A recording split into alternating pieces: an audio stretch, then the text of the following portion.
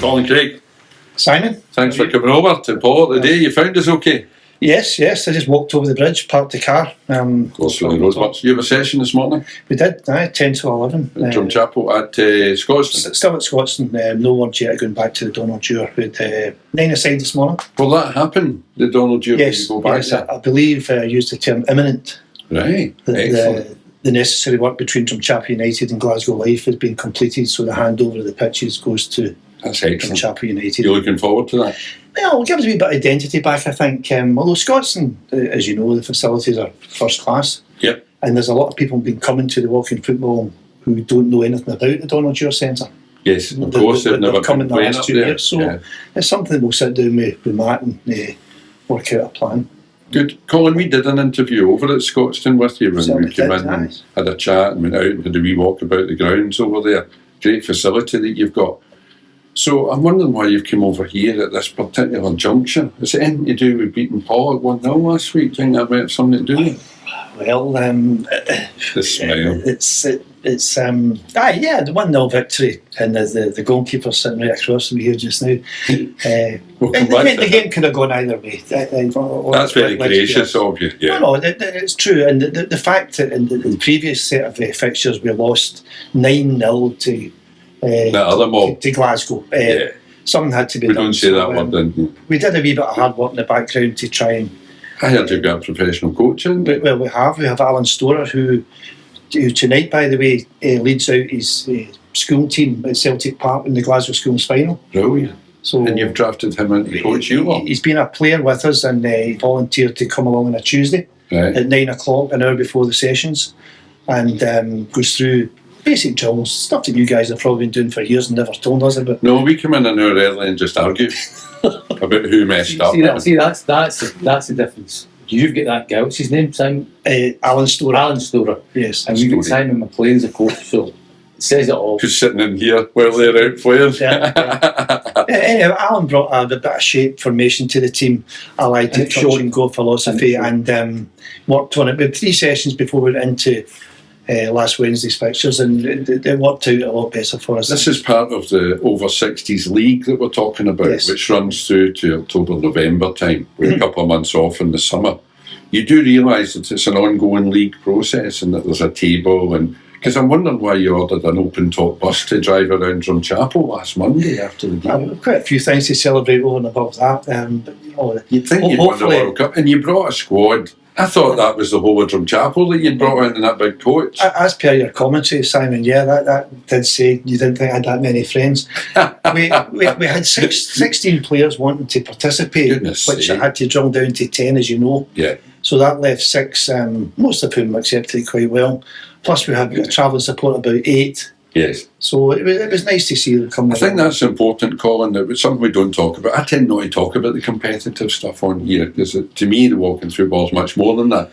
But you and I have to pick squads quite. Well, I don't anymore. I've got rid of them all. You've delegated. I've delegated that. Sacked. Yeah, fair enough. Whatever you call it, I don't need to do it anymore. No, okay. But when you get 12 or 13 or 14 people wanting to play, and there's pointless taking 10 because, as you know, 6 aside. You're lucky. It's quite hard to get everybody a wee game on the day, and they've all paid their £6, etc. So it's quite tricky having to tell people they're not playing. So guys need to realise what I try to do, and I know that John Campbell with the 50s is now looking at 2 50s teams for that reason. Okay. But he's quite often got to say to guys, "You're missing out this week, but you'll be in next month," and things like that. Yeah. You're right. What you say, 10 can sometimes be a bit of a burden on you because you're conscious of 4 behind you with eyes on where am I getting a game. The bad news or good news, I'm not sure which, because now that we've got all your tactics and we know about your coaching techniques, we play everybody twice in this league.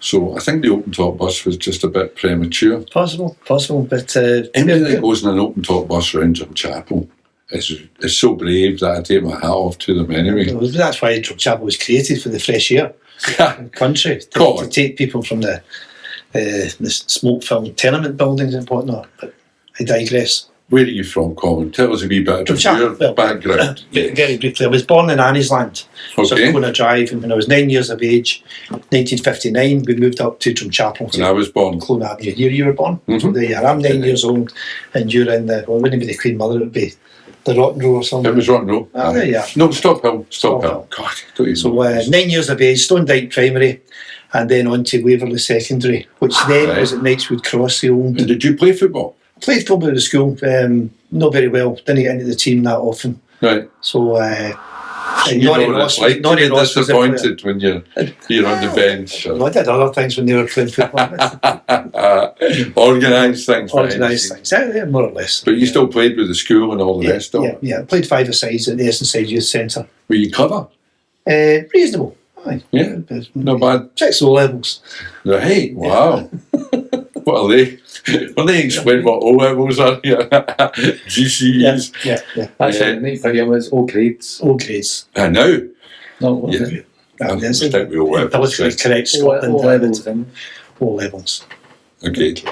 So left school at 16. Let's go at 16, straight into what was then Post Office Telecommunication. Okay. As a TTA, a trainee technician apprentice. Right. Took 3 years of my life, that, till I was 19. Why did you go down that route, Colin? What was To going be on? honest, I back in those days, jobs were quite plentiful. Civil service, Yep. jobs like the PO phones, All the shipyards and all that, and all the tradesmen's apprenticeships that were going. So, Yes. but we ended up in the Post Office Telecoms. Okay. And I was there for 42 years. For goodness sake, Jen, you get to like it. I didn't get it like, yeah, the job was good to me. And where did you live at that point when you were leaving school? And Well, leaving whatnot? school, we're up in Drumchapel. Whereabouts? In Clone Avenue, up Right. in Scheme 1. Okay. Scheme 1. Is that up the hill? No, just as you come in from Canningsburn Road. It's Okay. the first scheme. The Okay. I lived in Bearsden just before you come into the drum. Aye, You know the shops on the left-hand side as you're coming down Canningsburn Road into Drumchapel? that's Bay Road. I lived in Carden Crescent, which was yeah, there. two before that. Well, we know where you are. So I was never at the drum, for goodness sake. I'll never say that. So your parents, what did they do? My dad worked in Yarrow as a sheet iron worker, Right. and my mum was in Drumchapel, what was in the Sick Kids Hospital. She worked in there as a... Is that what's from Chapel Hospital now? Is that the sick That kids? was for sick children back then, yep. Wow, didn't know that. So I was there until And 1972. brothers and sisters? I have an older sister and a younger What's her sister. Sheila. And Carol's the younger one. Carol. They're both in Surrey. They live down in Right. Leafy, Surrey. Okay. So left school, working with the post office. Your apprenticeship, I take it, that is then 16. 16 tours. As a technician. Yes. Yep. My first job was out driving a little green Morris Minor van, Yeah. repairing telephones in people's houses. Because it was British Telecom at that. Well, it's PO telephones Post office. Post Right. office. Is that before BT then? before BT was 1984.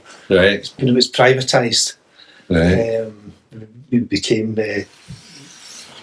BT. And I know that football was still part of your life. How did refereeing become a thing then? What age were you? Well, do you know, I was 28 when I started refereeing, and I had an uncle who was a ref, Davy Shiverell. So apart from playing five-a-side football, the refereeing kind of caught my eye, and I took it up at amateur level. Because you're rubbish at football, you know? Probably, aye, Same here. but suffered a lot of bad referees. And did you go and do the course at that age, at Yes, 28? aye, 28. Up at Allen Glen School it was, we went to. That's where I went as well. It was Ronnie Marshall was the Don't you remember? coach, so... Yeah. I so was only 23 when I did it. So it wasn't far behind you, really. aye, Mhm. yeah. So started refereeing amateur football, kids football, that kind of stuff. No, I didn't do kids football. I went right in at amateur in the Churches League. Right. So that was quite a good grounding. Okay, how long did you referee for then? Refereed from 78 up until the early 90s. Right. You know, coming through the junior ranks, then on to the senior list as a linesman. Mhm. Got to grade 2, which is then refereeing reserve football, and didn't get the final jump grade 2 to grade 1. Tell us some of the highlights then, because I've seen pictures of you with these shots that come away up here and the moustache and all that. You look like a 70s porn star, if you ask me. What was your biggest game? Highlights at junior level. I refereed the West of Scotland Junior Cup final between Shotts and Auchinleck at Rugby Park. Brilliant. Yep, that was a good game. And as a linesman, I was over in Sweden and West Germany. on the line with George Smith, who sadly passed away now. So you were part of the team that went over to do that? Yeah, they didn't really have teams then. That's all evolved. A lot has changed now, Simon. Yeah. Realise how old I am and how back in those days. But that would be my highlight at seniors as linesman. Okay.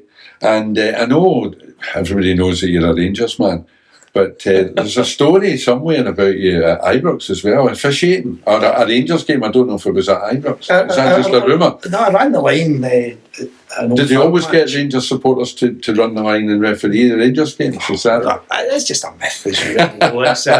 Everybody back then. No handshakes and all that stuff. Rangers, Celtic, Thistle, the dressing rooms, all the referees were neutral.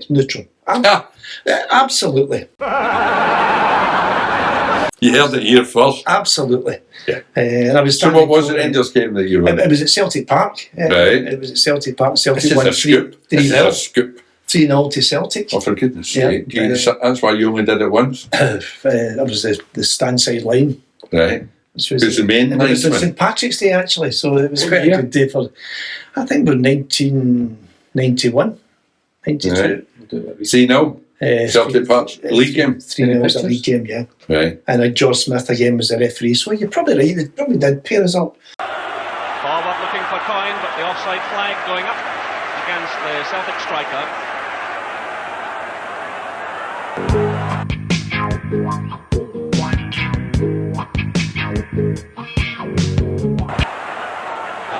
season. Miller was racing forward. Johnson challenging. The referee well up with the play, although Miller got away. Miller winning another corner kick.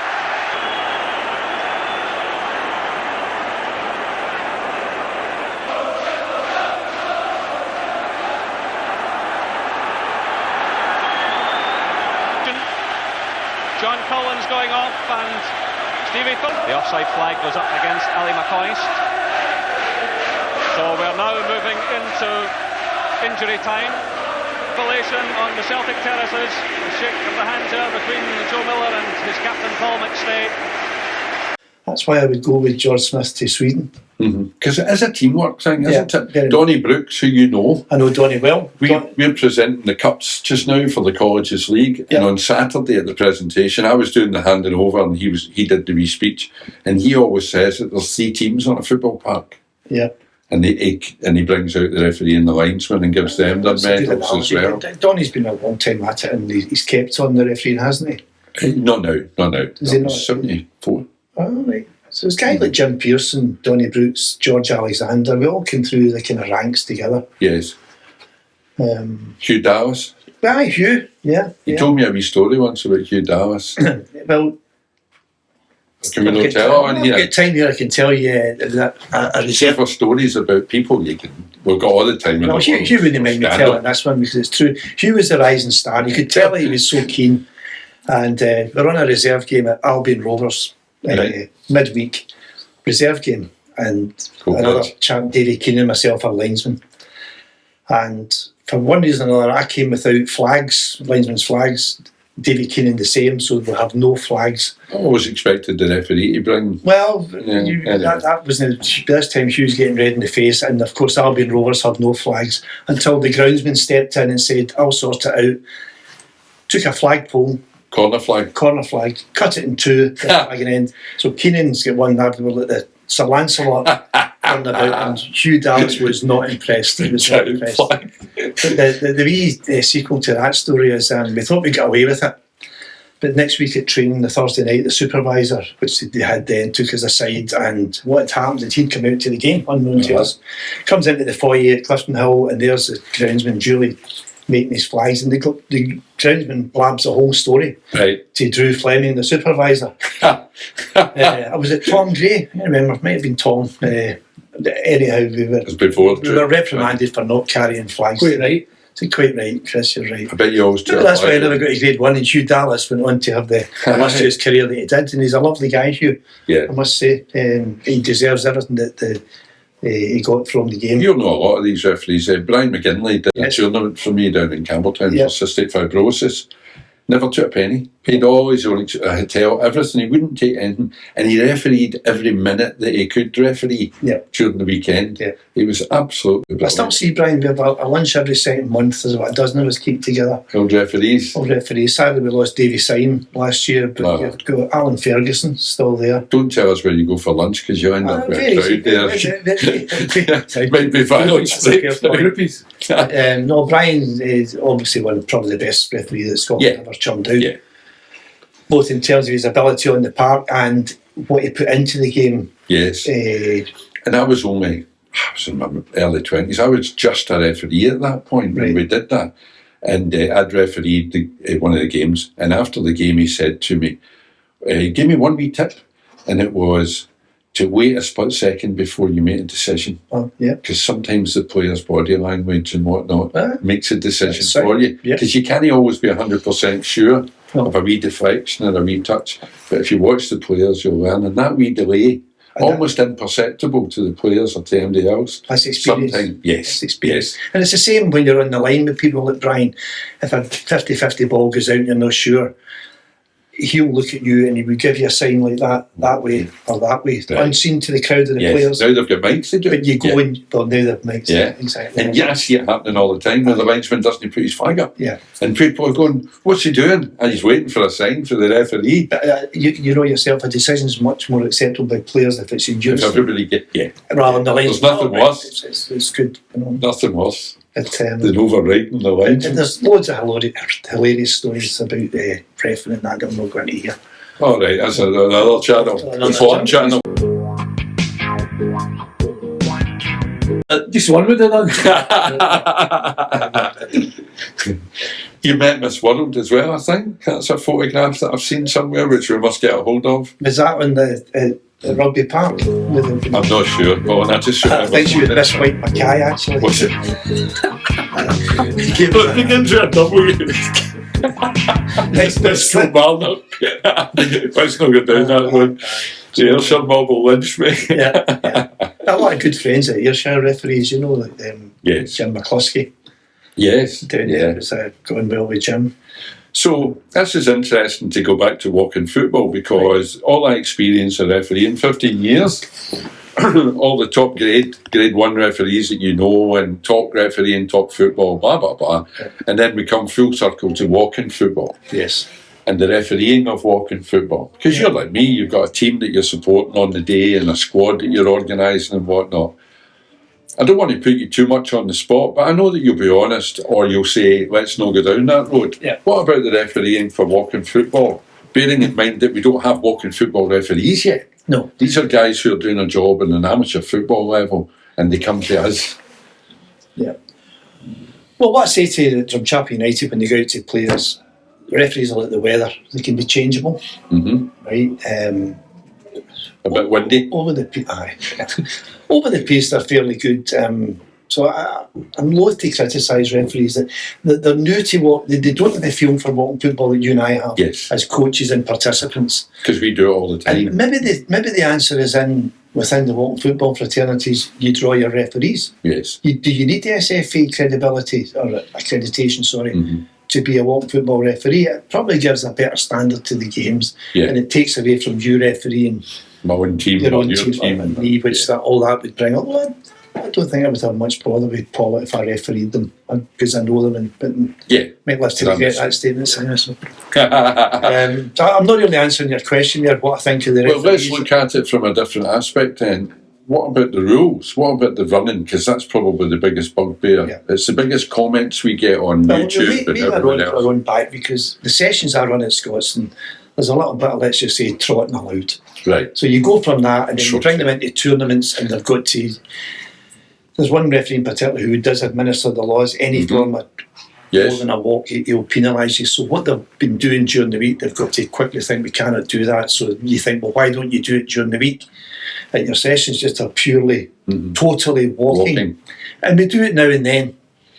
But other times for the enjoyment of the players and to have a reasonable game. For the benefit of the viewers, is there a penalty for the goalkeeper coming out of his box? Should he be penalised? And what is the If he deliberately comes out of his box, yes. Deliberately is the key word there. To gain an advantage. If he accidentally comes out about 6 feet. So you see, when you go to Tory Glen, it's not it's cones that mark the area, and the cones can be efficiently marked out or randomly scattered. And the incident. We're flat on it now, aren't we? The incident we're talking about. I was worried, he nearly knocked me over. Ref, he's out the box, ref. I think someone commented He on nearly it. knocked me down. I think I heard that. I don't know. Do you maybe use bigger penalty boxes at Drumchapel? No, that's. You go up to near halfway. But moving on.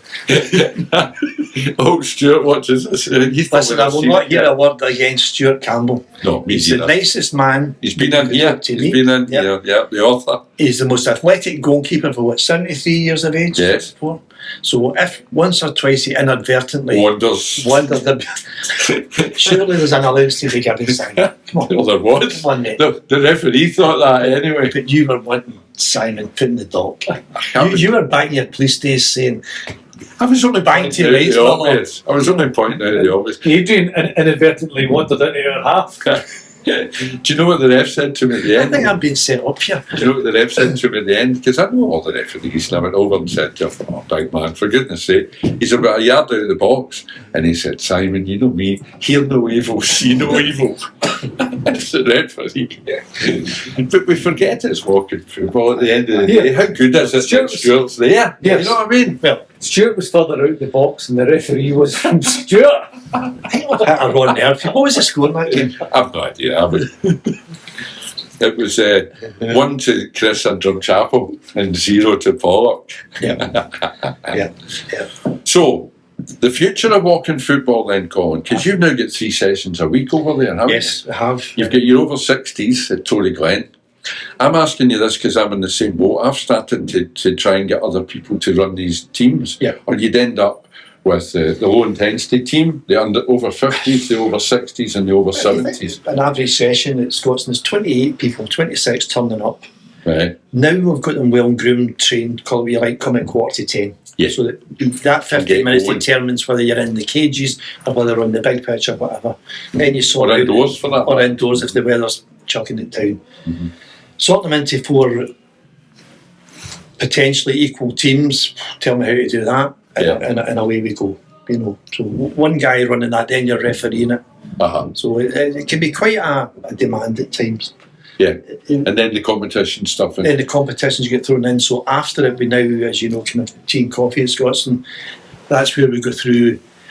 Where do you go up to that wee room that we were in? No, it's in the cafeteria where they give us right. a special rate of £1 for a coffee. Excellent. I need to go over there. But what the problem with competition side is, I had 16 guys the other week wanting to play in the 60s team. Only 10 can make the pool, so 6 are basically to be told, I'm sorry. I know.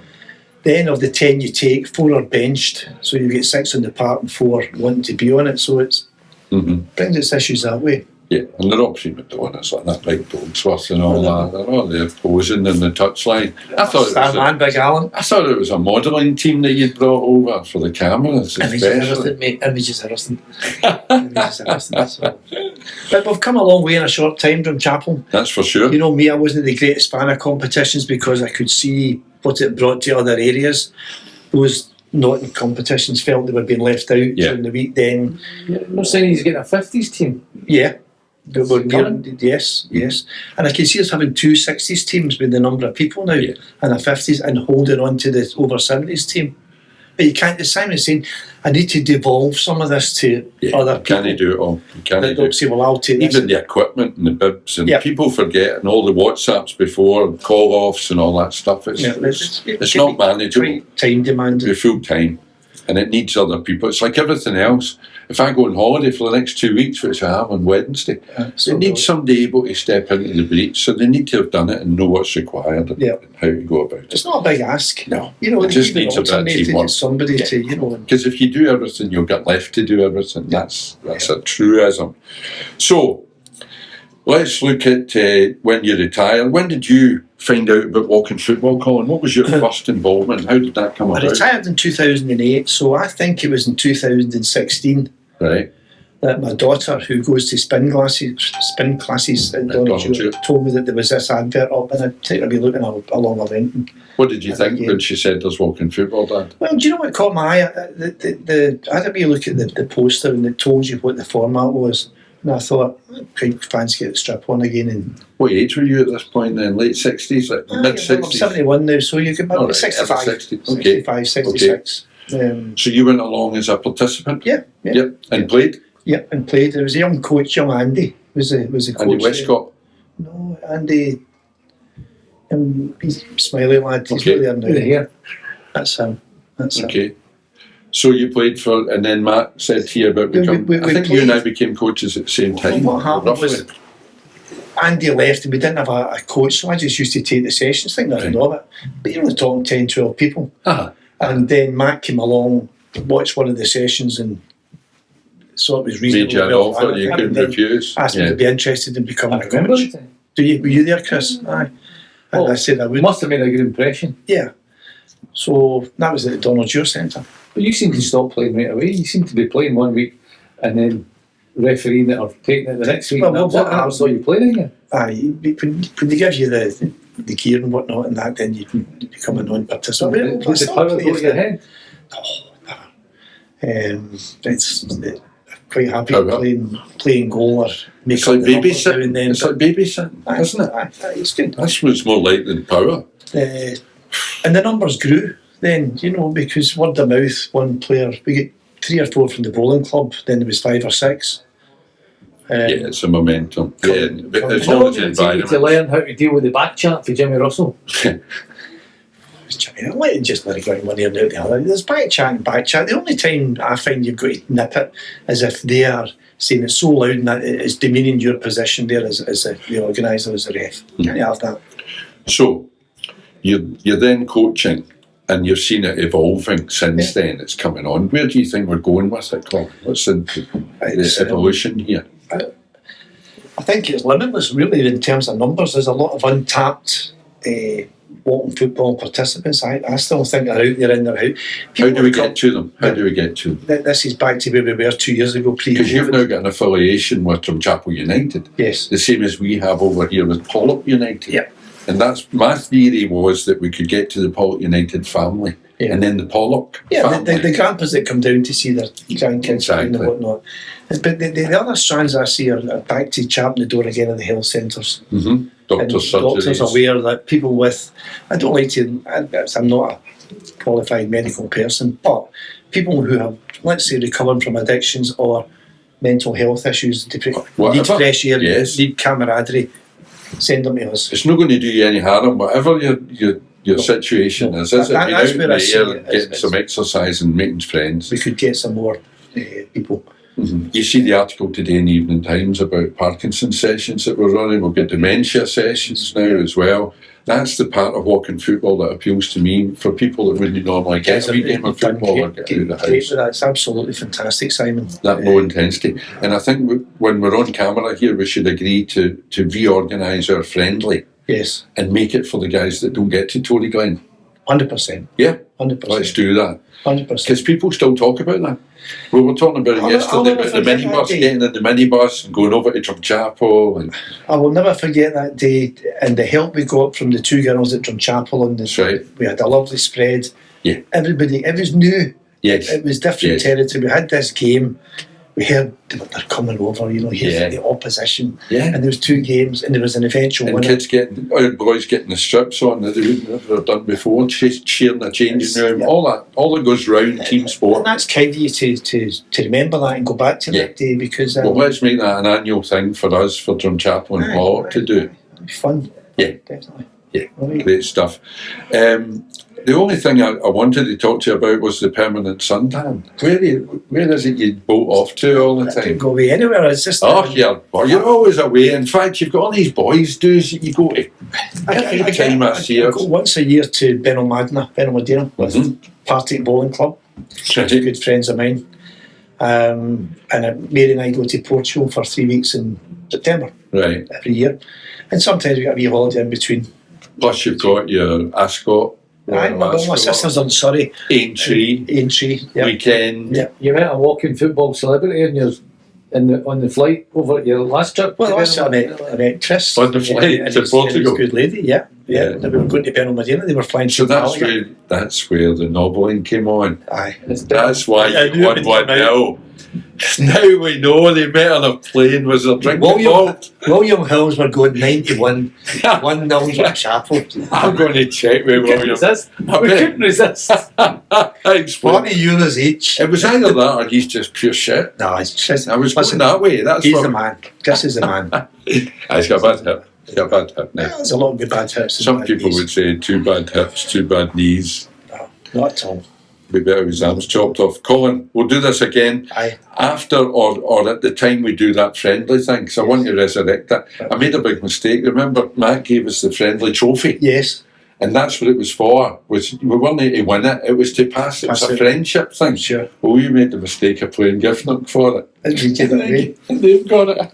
And now they'll no play us back. Giffnock will refuse to play us We'll again in acquire case it. we take our trophy back. We'll acquire it. I think we'll need to get the drum boys to go and steal it back for us, maybe. For the A Giffnock. couple of names here to do that. Yeah. Giffnock Clubhouse. A small fee. Colin, it's been great having you As on again always. today. Thank you. Thanks, Chris. Thanks very much, guys.